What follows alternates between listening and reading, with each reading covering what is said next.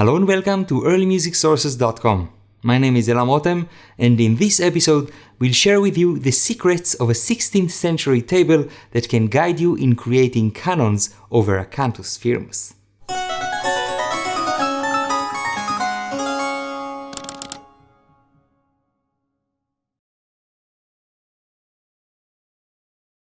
In our episode about Cantare Super Librum, we examined different techniques used by musicians for improvising additional voices over a Cantus Firmus.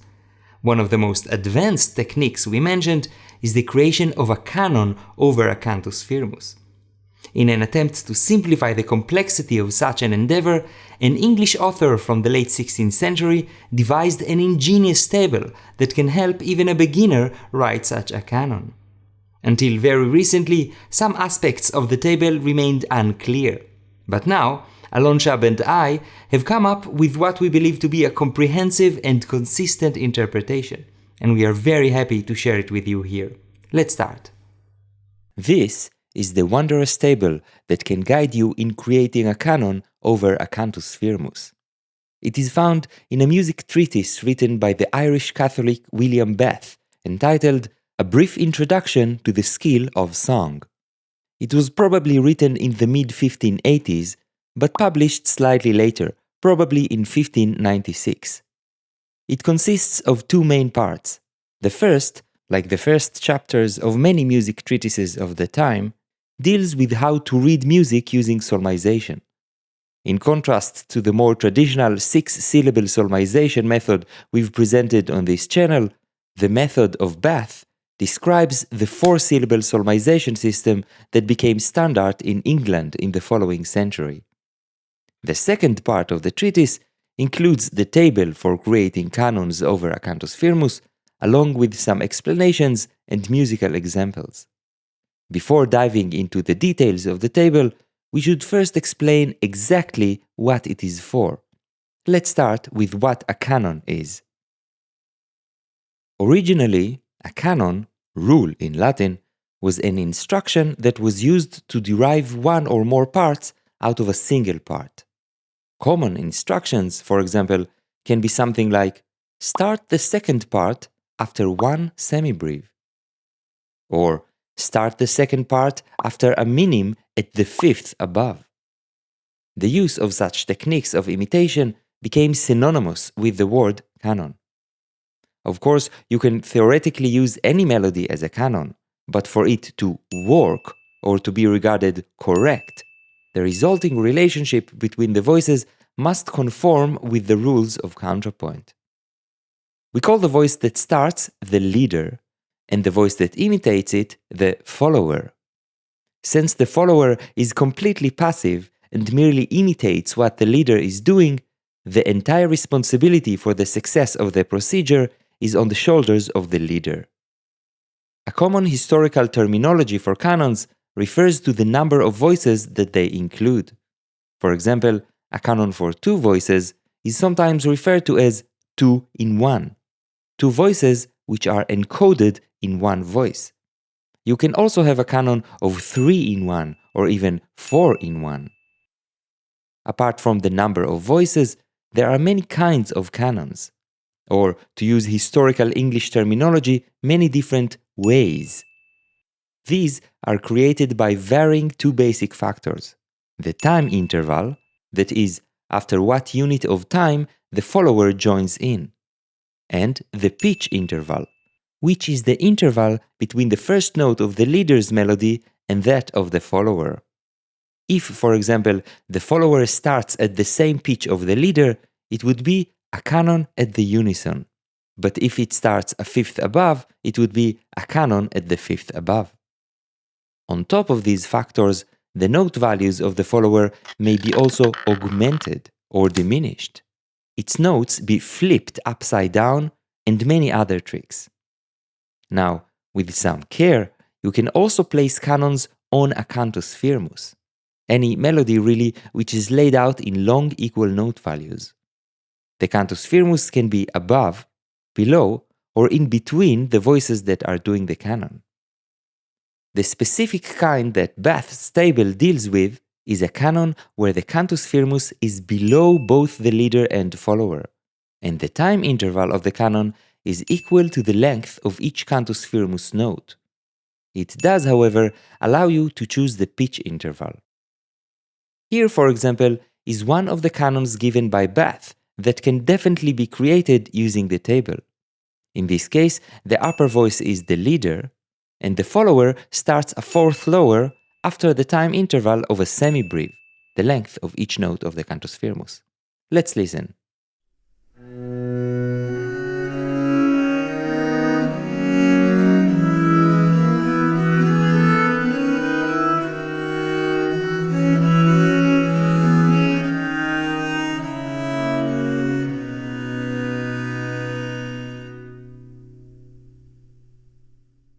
Now that we know exactly what we should expect from Bach's table, let's see how it works and how you could also use it to create fancy canons. The way that this table works is quite simple. Once you have a cantus firmus, it shows you which vertical intervals your leader may use above each melodic motion of the cantus firmus. These are found in the center of the table. This seems like a lot of numbers, but in practice, for each canon, you only need to consult one column, according to the desired pitch interval of your canon. Bach refers to the pitch interval as places up or places down. For example, a canon at the fifth above will be found on the intersection between places up and 5. And a canon at the second below will be found on the intersection between places down and 2. As you see, each column shares two kinds of canons, one at a pitch interval above and its complementary interval at a pitch interval below. Let's say that we want to make a canon at the fourth below. Now we are left only with 8 cells. At each step, we should consult the relevant cell according to the melodic movement of the cantus firmus. This movement, from one note to the next, is called the course by Bach, and it can progress up or down. Similar to the columns, the rows also share the ascending movements, the courses up, and their complementary descending movements, the courses down. Since the first step of our cantus firmus is an ascending second, we should consult the cell that intersects with courses up 2. It says 3 and 5. This means that above our first cantus firmus note, we can put either a third or a fifth, or compound versions of them, that is, in higher octaves. And as if by magic, our follower will be consonant with the following note of the cantus firmus. Let's quickly test it. If we put a third, an E, on the next step, the follower will enter a fourth below and play a B, which results in a sixth with the cantus firmus, a successful consonant result. Otherwise, we can put a fifth, a G, that will also bring about a consonant result, this time an octave. This is, in essence, what the table is designed to do. At each step, you consult the relevant cell according to the movement of the cantus firmus, and if you choose the intervals given by Bach, you should end up with a working canon over your cantus firmus.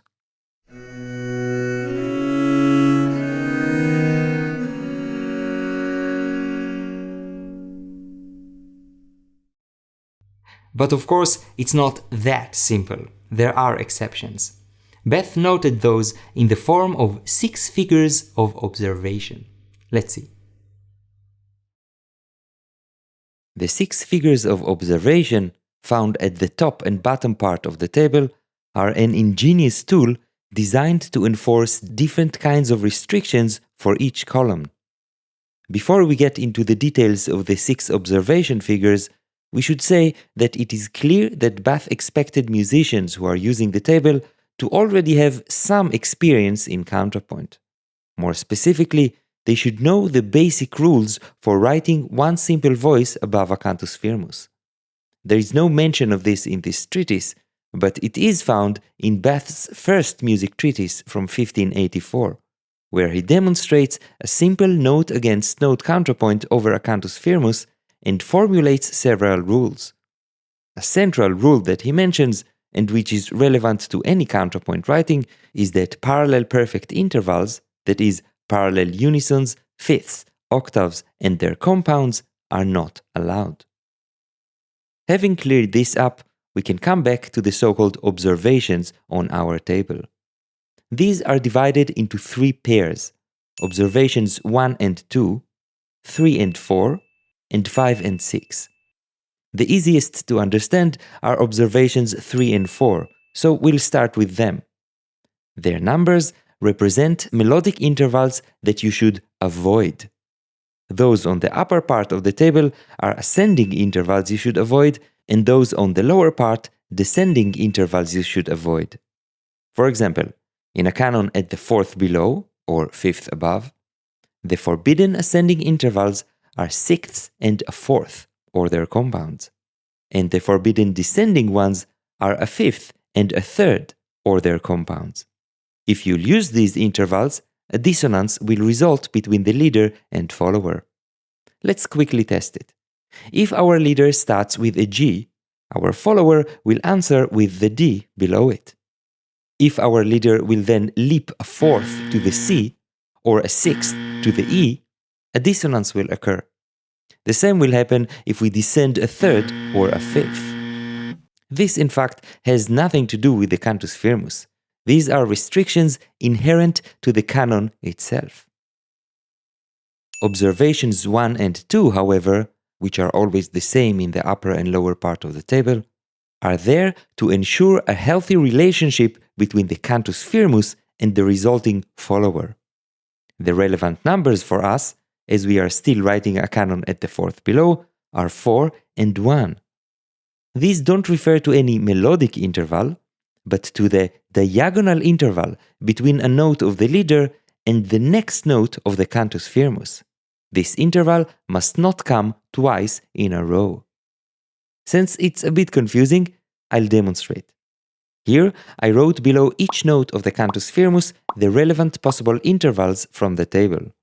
And now I can try to compose the line of the leader, doing my best to conform to the basic rules of counterpoint, avoiding parallel perfect intervals, and avoid the specific melodic intervals that will break the canon, as supplied in observations 3 and 4. I came up with this simple solution. It seems okay, but once we write in the follower's line, we see that something is wrong.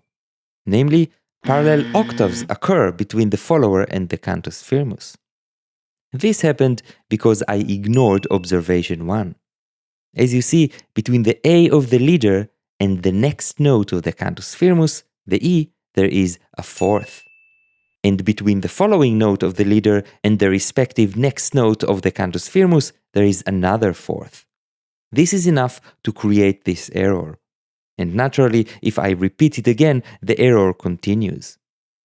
Observation 2, having a succession of 2 unisons or octaves between a note of the leader and the next note of the cantus firmus, will equally lead to errors, this time of parallel fifths between the follower and the cantus firmus.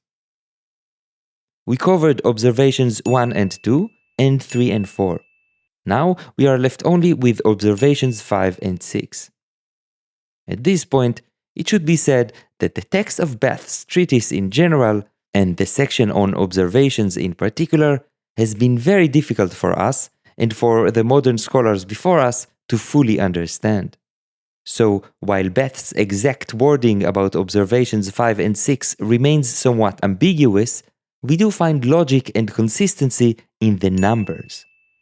Like observations 3 and 4, they refer to the melodic intervals of the leader, and only concern the relation between the leader and follower, and not the cantus firmus. If applied, ascending and descending respectively, the following will happen. The intervals of observation 5 will cause the leader to reach a unison or octave with the follower, and observation 6, a 5th or a 5th and an octave. For example, in our case of a canon at the 4th below, When ascending, observation 5 will be a fifth, and 6 will be a ninth. These create an octave and a 12th, octave and a fifth, respectively. When descending, observation 5 is a fourth and 6 is an octave, leading to a unison and a fifth, respectively. This is consistent throughout all the different canons in the different columns. We admit that we do not know why Bach included observations 5 and 6 in the table. Some of the figures represent melodic leaps that are anyway too large, and they seem purely speculative. One possibility is that by using these intervals, you arrive at perfect intervals between the leader and the follower, and repeating the same movement again will lead to forbidden parallels. In other words, if you do, for some reason, use the intervals mentioned in observations 5 and 6, you should take care not to use them twice in a row. Now we know everything we need to use the table, so let's write some canons. What's more, we'll also see how we can make them beautiful with some ornaments. Here is a Cantus Firmus from one of Bach's examples. Let's remind ourselves of the process we need to follow. Throughout the episode, we've stuck to a canon at the fourth below, so let's keep it the same for now. Following the melody of the Cantus Firmus, we check the relevant cells. The first two notes are going up a second, course up 2. These are 3 and 5. Then we go up a third, course up 3. There we have 1, 3, and 6. And so we can write all our possibilities for each step until the end. Now we need to write the actual melody of the leader, taking into account the basic rule of not making parallel perfect intervals with our Cantus Firmus, and follow the observations. According to observation 1 and 2, we should avoid a succession of 2 unisons or octaves or 2 fourths between our leader and the next note of the Cantus Firmus. And according to observation 3 and 4, we should avoid ascending fourths and sixths, and avoid descending fifths and thirds. As we explained, observations 5 and 6 are intervals that you cannot use twice in a row, but you probably won't even want to. Since it's hard to retain all these restrictions, I recommend that after writing each note of the leader, you immediately write the consequent note of the follower, and make sure that everything looks okay before you move on. You will quickly find out that very often there are not many options. For example, having the F just before bar 4, you have no choice but to jump to the C, a sixth above the Cantus Firmus. The only other possibility at this point is a unison, but going there would make parallel octaves. At the penultimate bar, there are seemingly more options, 3 possible consonances you can use. But if we use a G, for example, we will disregard observation 1. Leaping down to the E is not great, as we arrive at a perfect interval with the Cantus Firmus from the same direction. But we should remember, this is not our finalized piece just yet. This is just the skeleton. So any detail which is not so great, or even wrong in this skeletal version, may be improved in the next stage of ornamentation. We know that we should ornament our canons mainly because the examples that Bach gives, even if he doesn't refer to it in his text, are ornamented. Another source from the time that shows this more explicitly is Thomas Morley's A Plain and Easy Introduction to Practical Music. When he shows canons over a Cantus Firmus, he shows them twice, once in a plain version and once divided, that is, like diminutions broken into smaller note values. So let's see how Bach ornamented his canon. In his first treatise, when describing the next step after note against note counterpoint, he wrote that it is good always to begin with some rest. And indeed, in all of his 10 examples, he starts with a minim rest. In addition, we see that he adds suspensions when possible, passing notes, little syncopations, and rests. Apart from making the phrases more defined, The rests are also used in places where contrapuntally the outcome is not great. On the fourth bar, where the leader and follower would otherwise merge, and in the penultimate bar, where the voices again merge and the leader and the cantus firmus arrive at an octave from the same direction. Although we heard it in the beginning of the episode, let's hear it again now, being better able to appreciate the science and art behind it.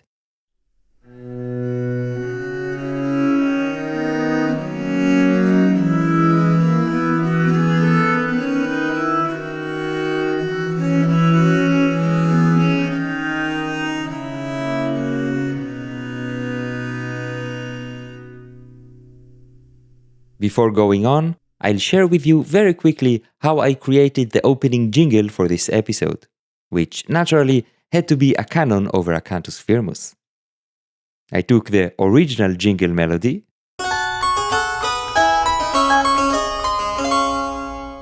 simplified its bass part into a cantus firmus, decided that it will be a canon at the fourth below, and wrote in the relevant intervals below each note. Then, taking into account all the necessary restrictions and observations, I wrote in a very simple melody.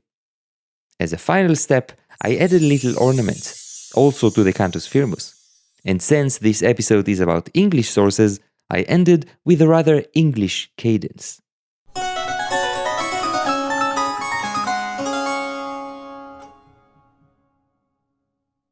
Those of you who try the table out will surely have a lot of fun, but might stumble upon some challenges not mentioned by Beth. These might stem from the fact that some cantus firmus progressions, in canons of certain pitch intervals, may allow a very limited number of possibilities, and sometimes no correct solution can be found. For example, in a canon at the unison, descending a second calls for the single interval of a fifth for the canon to work. If two or more such steps are taken, we will be forced to create parallel fifths. In such cases, you may either use rests or divide each cantus firmus note into two, and thus have some more leeway. This, however, will make the time interval of your canon shorter, as in doing so, we shorten the length of each cantus firmus unit. In case all of this didn't get you excited about canons over a cantus firmus, you should know that at the time this treatise appeared, many people in England found this to be a very hot topic. Let's see the place such canons had in the musical landscape. In the decades before and after 1600, canons over a cantus firmus were extremely popular in England. Be it in print or in manuscript, there are collections with dozens of such canons, some with hundreds and even one with over 1,000 canons, often over the same cantus firmus. With such popularity, it is understandable that someone like Beth wanted to develop a system that could make this kind of compositions accessible to more people. It should be said, however, that Beth's table, at least as we currently understand it, can only produce a limited range of canons when compared to the rich variety of techniques found in these sources. This is probably why Thomas Morley wrote the following in his 1597 treatise. What? Be there no rules to be observed in making two parts in one upon a plain song? That is, rules for composing a canon for two voices over a cantus firmus? No, verily, in that the form of making canons is so many and diverse ways altered that no general rule may be gathered. The many surviving canons seem like highly virtuosic exercises, often found in an educational context, rather than musical pieces per se. In the English repertoire outside of these collections, we find many pieces that incorporate melodies as a cantus firmus, but these rarely also include strict canons from beginning to end. When we do find such canons over a cantus firmus, it's for a short while only, as in this keyboard piece by John Bull. A canon at the octave takes place for 2.5 bars, and then the voices continue freely. A similar example can be found in a similar piece by Thomas Tomkins, again a canon at the octave for 2 bars. and then changing to free counterpoint. Like many pieces which are based on a ground bass, William Byrd's Pavan and Galliard over a passamezzo could be seen as a composition over a cantus firmus. It is filled with clever little imitations of all sorts, but these rarely last long. Here is the longest stretch of a canon from the Galliard, even if Byrd breaks from it for short moments. I'll play it for you because it's nice.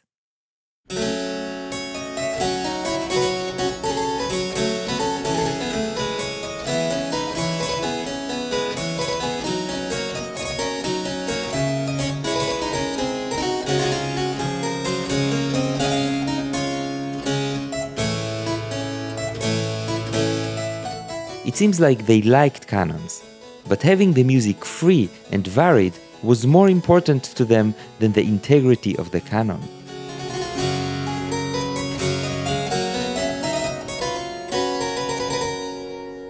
When discussing canons over a cantus firmus, Zarlino, the famous Italian theorist, put it so: "It is hardly possible to observe every rule.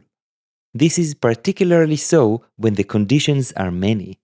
For then we cannot satisfy the requirements for beautiful and decorous counterpoint with respect to melody, invention, and placement of the consonances, because our freedom is restricted."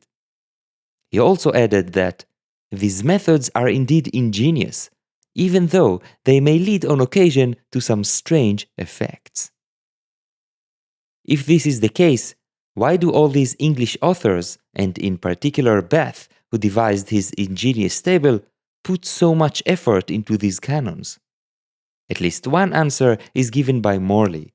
When referring to canons over a cantus firmus, he wrote, "And for your further encouragement, this much I may boldly affirm, that whosoever will exercise himself diligently in that kind, may in short time become an excellent musician, because that he who in it is perfect may almost at the first sight see what may be done upon any plain song." In other words, like vegetables, it's good for you. This was our episode about Beth's magic table. We hope you enjoyed it. Many thanks to Alon Schab, without whom it would have been impossible for me to make this episode, and also to Peter Schubert for his expertise in this field. Don't forget to check the special page on our website where you'll find all the footnotes as well as a PDF of the table along with the original examples that came with it. If you enjoy early music sources, feel free to order your own poster of the table.